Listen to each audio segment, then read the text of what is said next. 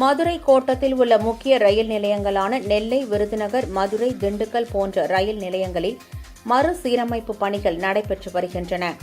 இந்த பணிகளை தெற்கு ரயில்வே பொது மேலாளர் RN சிங் இன்று நேரில் பார்வையிட்டு ஆய்வு செய்தார். இதற்காக திருநெல்வேலி, திருச்சி இடையே சிறப்பு ஆய்வு ரயிலில் வருகை தந்த அவர் ரயில் பாதை மற்றும் ரயில் நிலையங்களில் ஆய்வு மேற்கொண்டார்.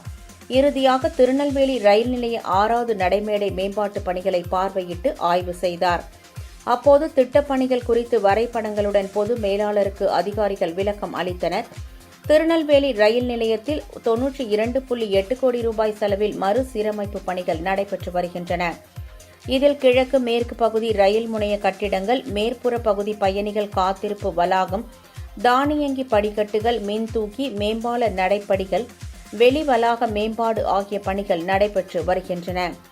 இங்கு ரயில்களை தாமதமின்றி இயக்க கூடுதலாக 6வது நடைமேடை அமைக்கும் பணிகள் தீவிரமாக நடைபெற்று வருகிறது. அடுத்த ஆண்டு பிப்ரவரி மாதம் பயன்பாட்டிற்கு வரவுள்ளதாக வாய்ப்பு உள்ளதாக ரயில்வே நிர்வாகம் தெரிவித்துள்ளது.